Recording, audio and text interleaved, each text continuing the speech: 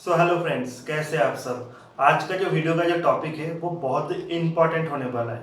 वो है result season analysis के बारे में। Result season is about to come. बहुत ही जल्द रिजल्ट सीजन शुरू होने वाला है।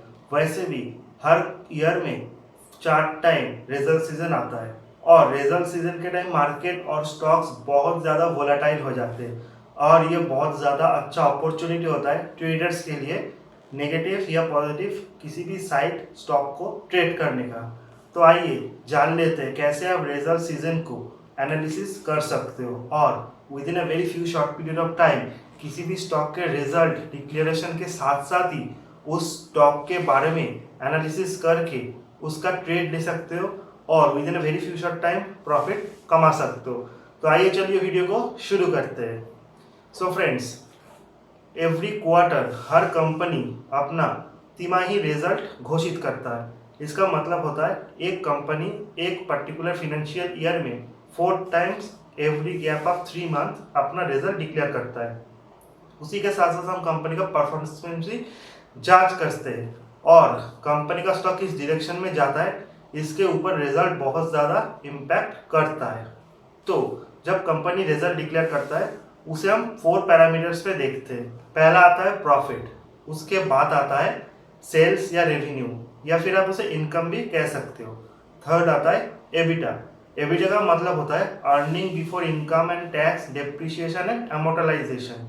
फिर आता है एबिटा मार्जिन। टोटल एबिटा को टोटल सेल्स के साथ डिवाइड करके उसको 100 के साथ अगर आप मल्टीप्लाई करोगे तो एबिटा मार्जिन निकलेगा। एबिटा मार्जिन के हिसाब करने के साथ साथ आप किसी कंपनी का रियल परफॉर्मेंस जज कर सकते हो, क्योंकि जब कोई कंपनी अपना प्रॉफिट दिखाता है उस प्रॉफिट में 1 टाइम गेन या 1 टाइम लॉस भी हो सकता है। वो कंपनी का रियल परफॉर्मेंस नहीं दिखा सकता। उसी के साथ साथ किसी कंपनी का रेवेन्यू या सेल्स अगर बहुत ज़्यादा है इसका मतलब ये नहीं कि कंपनी का परफॉर्मेंस बहुत ज़्यादा अच्छा है, क्योंकि कोई कंपनी डिस्काउंट पे भी प्रोडक्ट सेल करके बहुत ज़्यादा रेवेन्यू कमा सकता है, लेकिन इसका मतलब ये नहीं कि कंपनी का परफॉर्मेंस अच्छा है, कंपनी का प्रॉफिट अच्छा है। किसी भी कंपनी का किसी भी कंपनी का परफॉर्मेंस जांच करने के लिए आपको एबिटा और एबिटा मार्जिन में इंप्रूवमेंट देखना बहुत ही इंपॉर्टेंट होता है। एबिटा मार्जिन कंपनी का रियल परफॉर्मेंस और कंपनी का रियल ग्रोथ इंडिकेट करता है। इसी के साथ साथ स्टॉक मार्केट में बहुत सारी कंपनियां बहुत सारे सेक्टर को बिलोंग करता है। तो कुछ कुछ सेक्टर में profit, income, EBIT, EBIT margin ये सब दिखने के साथ साथ ही कुछ और भी पैरामीटर्स को हम जज करते हैं कंपनी के रिजल्ट को एनालिसिस करने के लिए। तो आइए सबसे पहले शुरू करते हैं बैंकिंग सेक्टर के बारे में।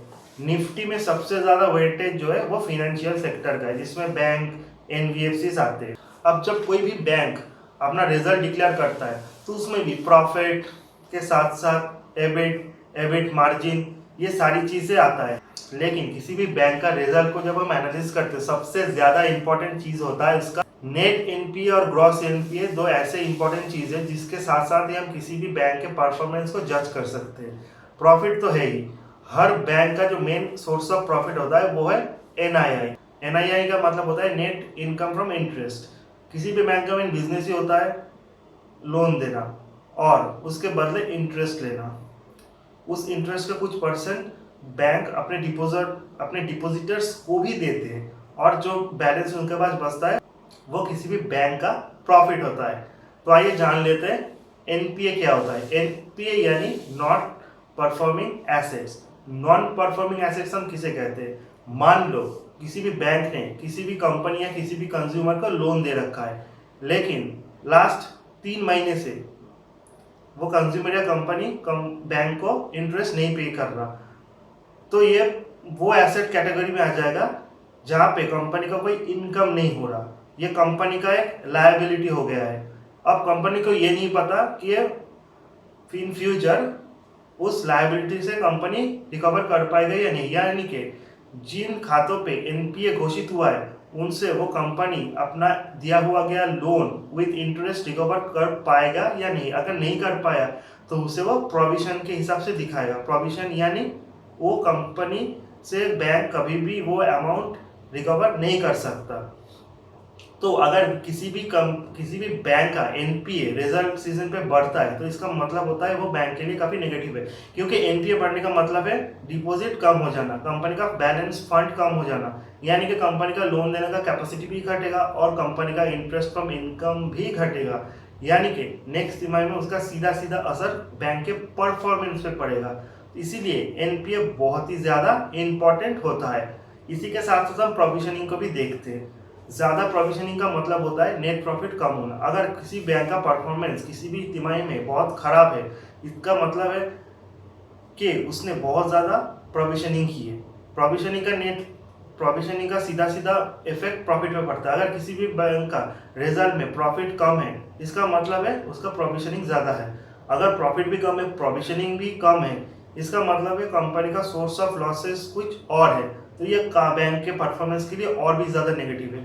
तो कोई भी बैंक जब अपना रिजल्ट डिक्लेयर करता है, उसमें प्रॉफिट के साथ साथ NII, net income from interest, और सबसे इंपॉर्टेंट होता है नेट एनपीए, ग्रॉस एनपीए।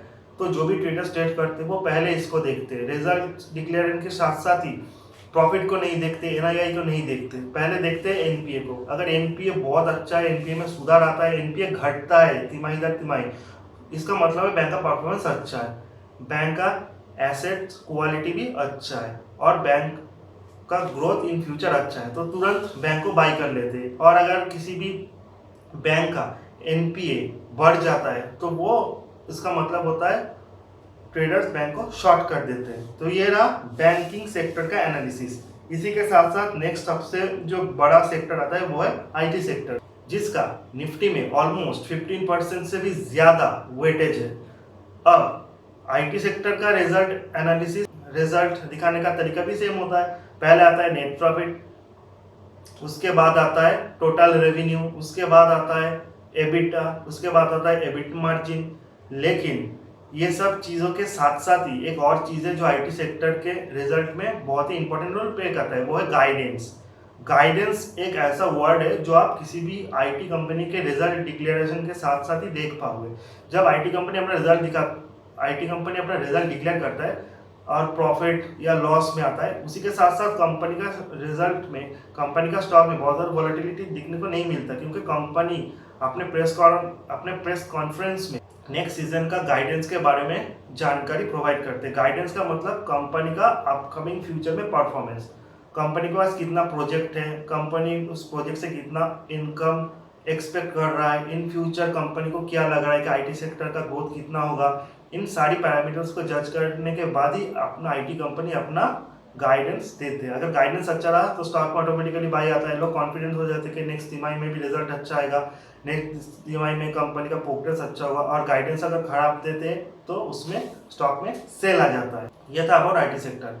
इसी के साथ साथ नेक्स्ट हम आते हैं about oil sector.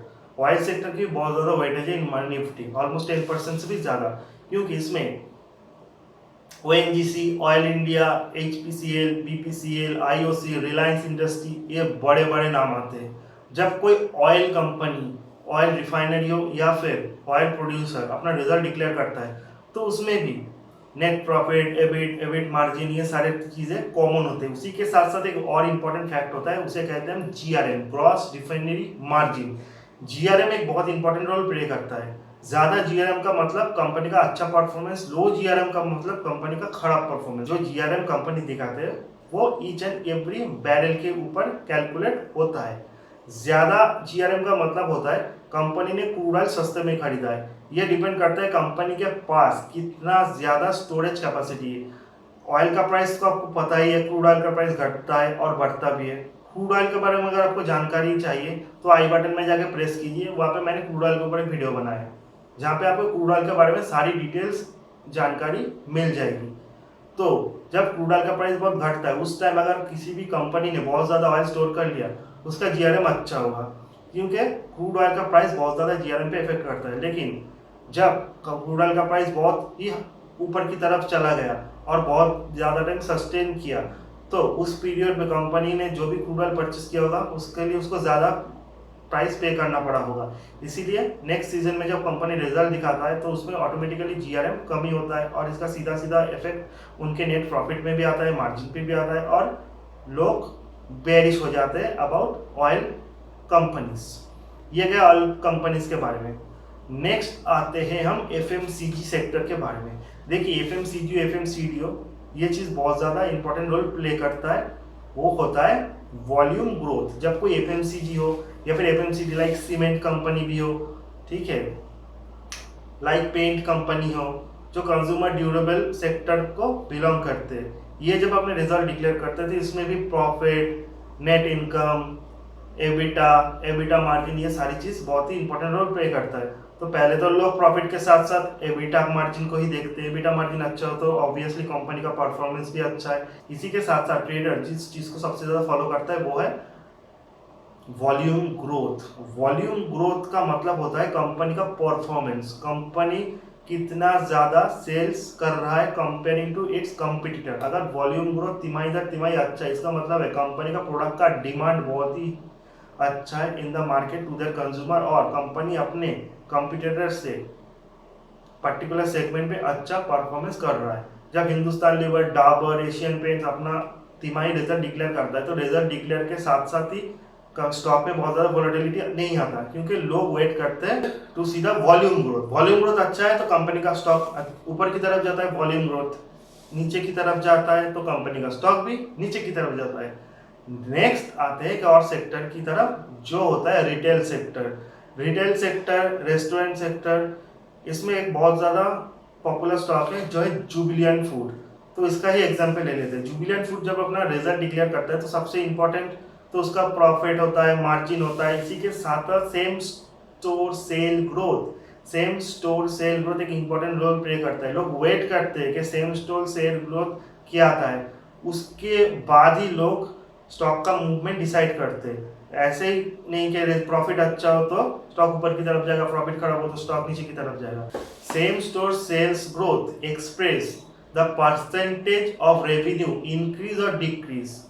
Same store sales growth company का टोटल रेवेन्यू जो है उसका इंक्रीज हुआ या डिक्रीज हुआ ये डिसाइड करता है। तो सेम स्टोर सेल्स ग्रोथ अगर एक्सपेक्टेशन से ज़्यादा है तो कंपनी का स्टॉक बहुत ही ऊपर की तरफ जाएगा। Same store sales growth flat है तो कंपनी का स्टॉक न्यूट्रल है। सेम स्टोर सेल्स ग्रोथ अगर नेगेटिव है तो कंपनी का स्टॉक ऑब्वियसली नीचे की तरफ जाएगा। सो ये था कुछ इंपॉर्टेंट फैक्टर्स जो कि रिजल्ट सीजन को एनालिसिस करने में बहुत ही ज़्यादा इंपॉर्टेंट रोल प्ले करता है। और ये सारी चीज़ें जो वो ट्रेडर्स बेस है। Traders within a very few short period of time, as soon as the company results is declared, जब भी कंपनी अपना रिजल्ट डिक्लेयर करता है तो आपको 30 सेकंड से 1 मिनट मिलता है कंपनी के रिजल्ट को जज करने के लिए। उसके बाद आप पोजीशन बना सकते हो। तो ये सारी चीज़ों का आपको ध्यान रखना पड़ेगा। सबसे ज़्यादा इंपॉर्टेंट कॉमन चीज़ है वो है एबिटा मार्जिन। एबिटा मार्जिन अगर अच्छा है तो कंपनी का परफॉर्मेंस अच्छा है। एबिटा मार्जिन अगर नीचे की तरफ है तो कंपनी का परफॉर्मेंस नीचे की तरफ है। प्रॉफिट कितना भी ऊपर हो, सेल्स कितना भी ऊपर है, ये डजंट मैटर। उसी के साथ साथ जैसा कि मैंने कहा कि बैंकिंग सेक्टर के लिए एनपीए बहुत ही इंपॉर्टेंट रोल प्ले करता है। नेट एनपीए, ग्रॉस एनपीए अगर घटता है, एनआईआई बढ़ता है, प्रोविजनिंग घटता है तो कंपनी का परफॉर्मेंस अच्छा है। अगर ये सब ऑपोजिट डायरेक्शन में जाता है यानी कि एनपीए बढ़ जाता है, कंपनी का प्रोविजनिंग भी बढ़ जाता है, प्रॉफिट नीचे की तरफ आता है तो बैंक का परफॉर्मेंस बहुत ही खराब है। तो इमीडिएटली उसमें ट्रेडर्स शॉर्ट पोजीशन बना लेते हैं और बैंक की स्टॉक है वो नीचे की तरफ आता है। वैसे आईटी स्टॉक के लिए गाइडेंस बहुत ही ज़्यादा इंपॉर्टेंट रोल प्ले करता है। रिटेल स्टोर के लिए जैसे कि टाइटन हो गया, जुबिलियंट फूड हो गया, इन सारे स्टॉक के लिए इसके साथ साथ बाटा भी है। सेम स्टोर सेल ग्रोथ बहुत ही ज़्यादा इंपॉर्टेंट रोल प्ले करता है। वैसे ही ऑयल कंपनीज के लिए ग्रॉस रिफाइनरी मार्जिन एक इंपॉर्टेंट रोल प्ले करता है। उसी के साथ साथ जो एफएमसीजी या एफएमसीजी सेक्टर है उसमें वॉल्यूम ग्रोथ एक इंपॉर्टेंट रोल प्ले करता है। तो नेक्स्ट टाइम जब भी आप रिजल्ट सीजन का एनालिसिस करो इन सारी फैक्टर को जरूर इंपॉर्टेंस से देखो और आप इमीडिएट पोजीशन बना सकते हो। अगर आप सही तरह में पोजीशन बनाओ तो पोजीशन को होल्ड करो, क्योंकि आपके पोजीशन बनाने के साथ साथ अगर आपकी की डिरेक्शन में स्टॉक जाता है तो उसको लिए वेट करो, क्योंकि नेक्स्ट डे जब एफआईआई डीआईआई ब्रोकरेज अपना ब्रोकरेज का प्राइस टारगेट डिक्लेयर करेंगे तब स्टॉक और भी ज़्यादा मूव करेगा। यानी कि अगर मान लो किसी बैंक का परफॉर्म बहुत अच्छा है, एनपीए अच्छा है, एनपीए में बहुत ज़्यादा सुधार आया है, यानी कि एनपीए घटा है, एनआईआई बढ़ा है, प्रोविजनिंग घटा है और प्रॉफिट में भी इंप्रूवमेंट है और आपने इमीडिएटली उसको जज करके अपना पोजीशन बना है और इंटरडे में स्टॉक में 2-3% का मूव भी आ गया तो उसमें होल्ड कीजिए, क्योंकि नेक्स्ट डे गारंटी के साथ डीआईएफआई उस स्टॉक में और भी ज़्यादा बुलिश होंगे और और भी ज़्यादा ऊपर की तरफ टारगेट देंगे, उसी के साथ साथ आपका स्टॉक और भी ज़्यादा मूव करेगा। तो ये था रिजल्ट सीजन का परफेक्ट एनालिसिस। रिजल्ट सीजन है अबाउट टू स्टार्ट, बहुत ही जल्दी रिजल्ट सीजन शुरू होने वाला है। वीडियो को बहुत ही अच्छी तरह से देखें और इन सारी पैरामीटर्स को जज करने के बाद अपना डिसीजन लें। अगर आपको लगता है कि स्टॉक न्यूट्रल है, यानी कि स्टॉक ऊपर की तरफ भी नहीं जा सकता, नीचे की तरफ भी नहीं जा सकता, रिजल्ट एज एक्सपेक्टेड है, तो फिर पोजीशन मत बनाइए, तो होल्ड कीजिए, वेट एंड वॉच मोड में जाइए। लेकिन अगर आपको लगता है कि रिजल्ट बहुत ही खराब है तो इमीडिएट शॉर्ट कीजिए, अगर रिजल्ट अच्छा है तो इमीडिएट बाय कीजिए और स्टॉप लॉस के साथ साथ अपनी पोजीशन को ट्रेल कीजिए। स्टॉप लॉस लगाना मत भूलना, स्टॉप लॉस लगाओ और उसको ट्रेल करो। आई होप ये आपके लिए बहुत ही ज़्यादा इफेक्टिव और प्रॉफिटेबल होगा। आज के वीडियो के लिए बस इतना ही, मिलते हैं अगली नेक्स्ट वीडियो में, तब तक के लिए गुड बाय।